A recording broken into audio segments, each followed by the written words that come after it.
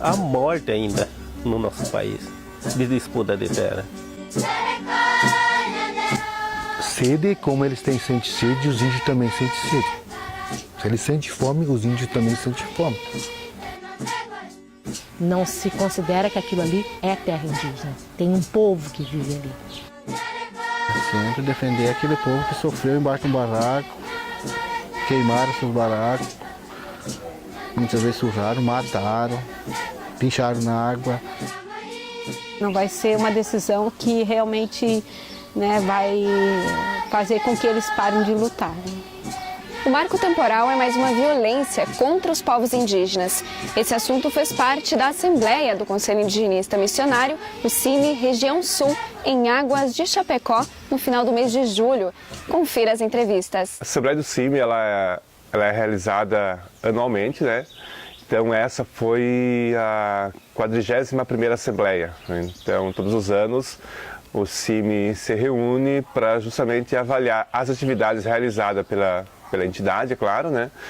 E também ver a realidade dos povos indígenas da região sul, que na região sul do CIMI Sul corresponde desde São Paulo até o Rio Grande do Sul. Que a gente fez uma análise de conjuntura geral com o pastor Lobo, onde percebendo as grandes questões a nível nacional e internacional e é claro, que essas ações e essas questões atingem justamente os povos indígenas, né? E ontem a gente priorizou uma análise de conjuntura mais indigenista, né? E essa análise de conjuntura indigenista com a participação dos indígenas, porque a gente entende que é eles que percebem que estão dia a dia nessa realidade vivida e vivenciada, né, por essas questões que atingem justamente o seu dia a dia. Nós temos a Assembleia Nacional do CIMI, então hoje a gente tira os delegados também que vão participar da Assembleia Geral em outubro em Brasília.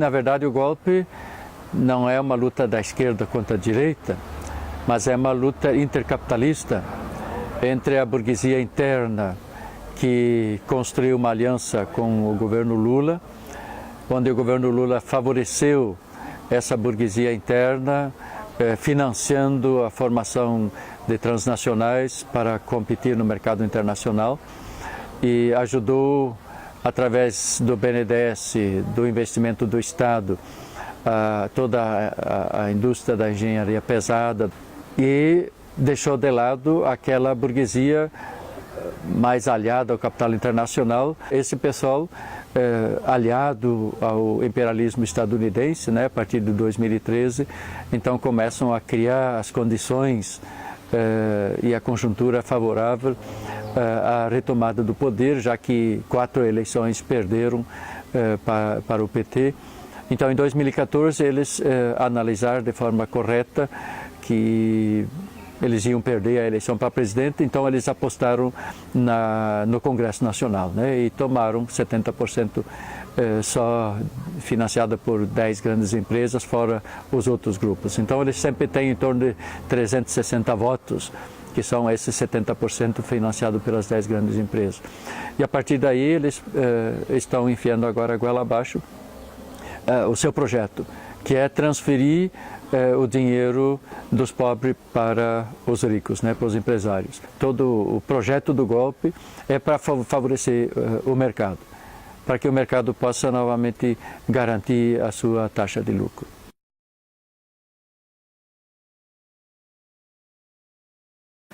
O Poder Judiciário, através de algumas decisões, tem se manifestado no sentido de que os índios precisariam estar na posse da terra no dia 5 de outubro de 1988 para terem direito à demarcação dessa terra.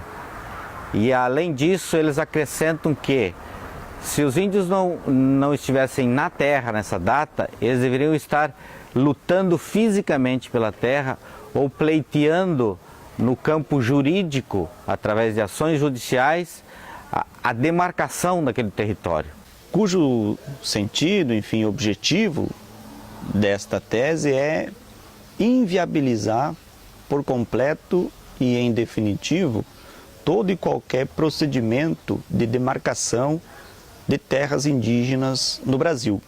E no que se refere ao renitente esbulho, que é essa questão dos índios estarem lutando ou jurídica ou fisicamente pela terra, também se constitui numa anomalia, porque a gente sabe que historicamente os povos foram expulsos de seus territórios.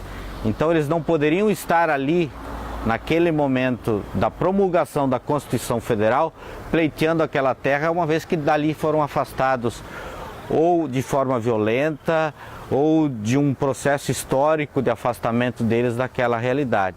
É uma forma de legitimar uma ocupação violenta e agressiva, que veio se desenvolvendo a partir de 64, onde o Estado ocupou, roubou e legalizou essa ocupação. Não seria de estranhar que uma lei injusta aprovada acabasse com a esperança de um povo que desde sempre, há milhares de anos, habita essa região da Argentina, do Paraguai e do Brasil. Os maiores interessados com relação a essa tese do marco temporal são aqueles sujeitos que visam explorar os territórios indígenas, tendo como base atuante muito forte os setores ligados ao agronegócio, através da bancada ruralista no Congresso Nacional, e também setores ligados aos grandes empresários da mineração, né, que pretendem explorar os recursos minerais e também ambientais dentro de territórios indígenas. Dentro dessa caminhada que o CIMI tem, de andar junto com os massacrados pelo sistema capitalista, que são os povos indígenas, que não se enquadram dentro do projeto do agronegócio, porque eles não produzem mercadorias e nem consomem mercadorias para o mercado. Então eles precisam ser, segundo o capital, simplesmente exterminados, porque o agronegócio precisa das suas terras para produzir commodities para exportação. E você recolocar o marco temporal, na verdade, você apaga toda essa história, né? E coloca o índio no passado, não reconhece o índio presente, né? Então isso eu acho que é grave, é muito grave, e que, na verdade, a justiça deveria prezar pela questão jurídica e não por uma questão política, né?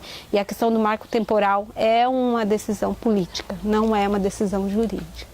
Começaram a usar esse negócio do recurso de que terra indígena só era considerada terra indígena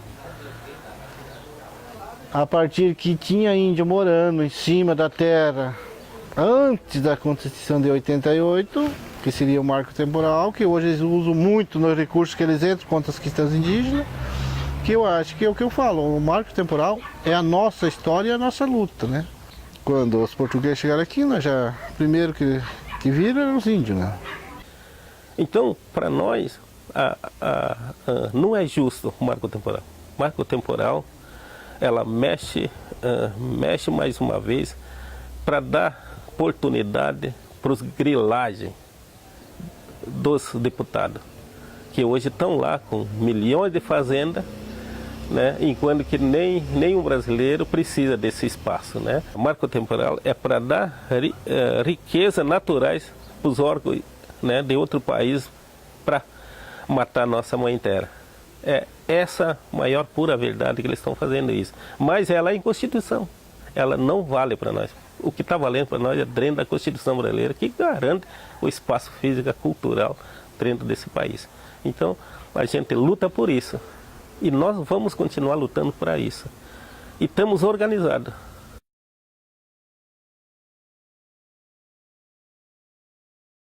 A construção da barragem da Itaipu comportou com um alagamento de pelo menos 30 até Corrá, né? 30 áreas com suas aldeias. Na época, na década de 70 para 80, a FUNAI, juntamente aos militares, levaram os Ava-Guarani para terras indígenas relativamente próximas. A partir dos anos 80, os Guarani do Vale do Paraná, tendo suas terras alagadas, foram obrigados a viver na terras tradicionais dos Cangangue. Os Caingangue pertencem ao povo Macro-G, enquanto os Guarani têm outra cultura, outra língua. Nós acompanhamos essas comunidades pelo que nos é solicitado. E a solicitação chega até a alimentação, quer dizer, são grupos que carecem de tudo, até de uma cesta básica.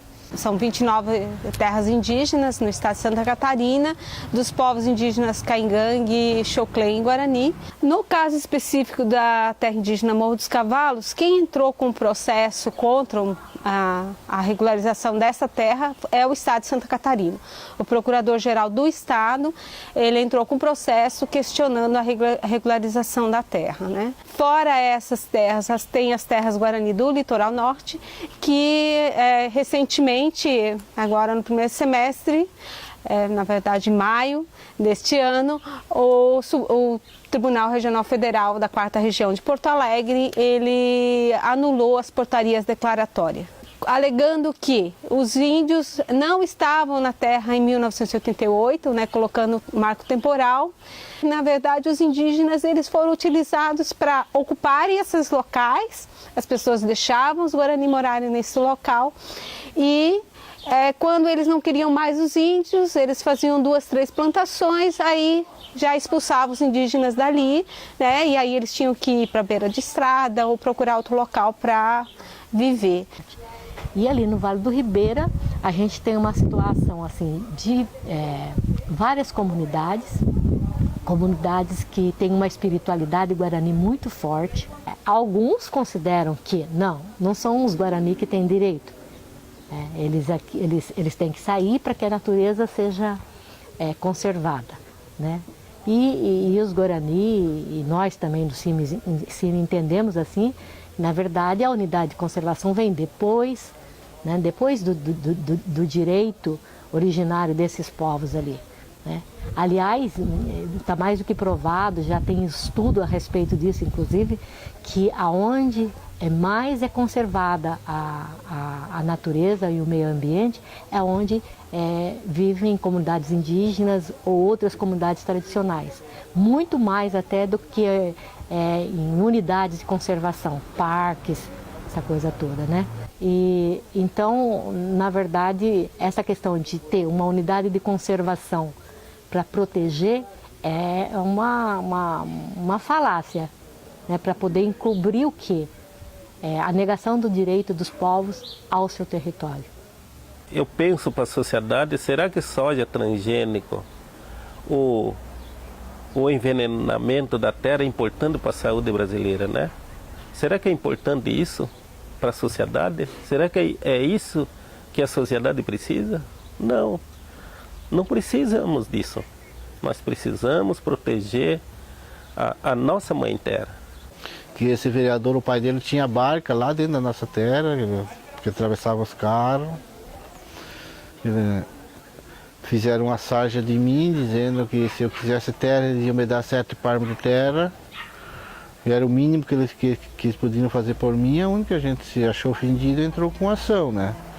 Onde rodou 14 anos, mas a gente conseguiu sair vitorioso. Então, para nós, isso foi uma conquista, né? E daí que a gente reverteu isso em curso, esse recurso em curso, para os nossos índios se especializar, né? Formar um advogado, para ele sempre lembrar que ele vai se tornar um doutor, um advogado, mas com uma luta de uma pessoa que nunca teve a oportunidade de estudar, nunca teve a oportunidade de frequentar uma cadeira de escola, mas aprendeu a lutar por um direito do seu povo, né? E o pequeno agricultor, ele tem que entender que nós não somos contra ele.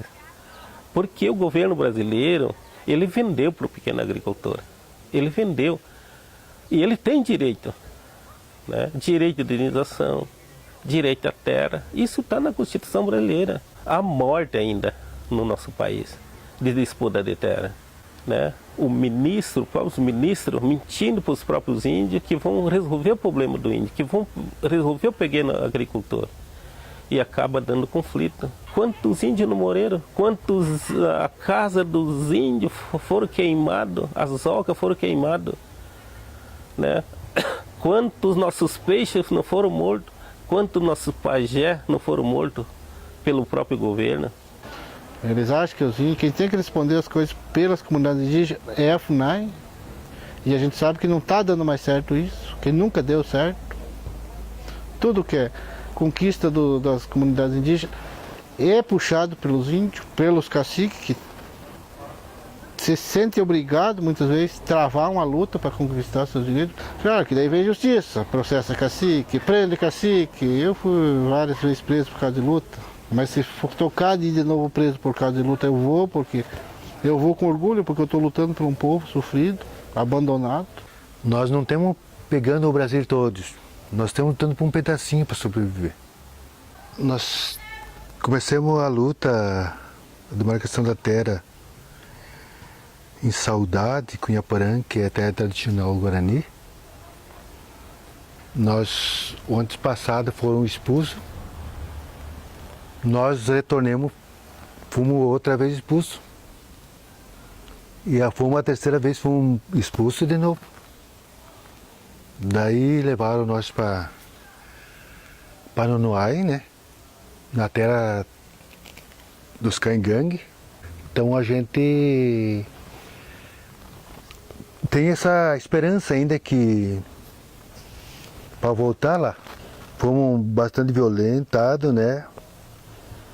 Daí fomos parar aí na aldeia Todo Chimbangue. E foi emprestado um pedaço de um território de 4 hectares para 30 famílias. Daí a gente está sofrendo junto, né? Já faz 17 anos que estamos lutando. E eu espero, né, que um dia que a justiça resolva, né? Porque hoje nós temos a comunidade Araçaí lá dentro do Chimbangue. Aonde o espaço ele é pequeno para nós. Hoje nós, quando nós conquistamos a primeira parte da terra, nós éramos 12 famílias. Hoje nós temos 160 famílias, uma população de quase 600 pessoas. A comunidade Araçaí está lá porque a gente acolheu eles na época que eles foram despejados da terra deles, porque a gente sofreu embaixo do barraco, a gente também não teve. Então a gente trouxe eles com aquela esperança, o ano que vem vai sair a terra deles. O ano que quem sabe daqui um ano e pouco, passava um ano, a gente esperava no outro ano, e até hoje já faz 17 anos que estão lá, né? Infelizmente nada aconteceu, né? Se não mataram tudo nós, hoje, durante 517 anos, eu e meus filhos vamos lutar para sempre. E a minha vida vai continuar daqui para diante. Eu estou indo, mas o meu fortalecimento, meus filhos, meus netos, encaminha para mais uma luta final, né, que a nossa luta continua, seja para a educação, seja para a saúde, seja para defender pequenos agricultores.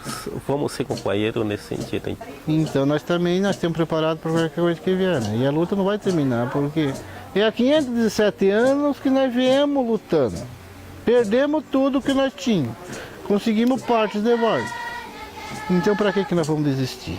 Não há cultura sem terra, não há saúde sem terra, não há alimentação sem terra e não há organização se a pessoa não tem a terra para ela. O principal é a terra, né? A resistência vai continuar. Isso corta o galho, faz o que quiser com o galho, mata, mas vai ficar permanente o tronco, a natureza, a raiz vai ficar.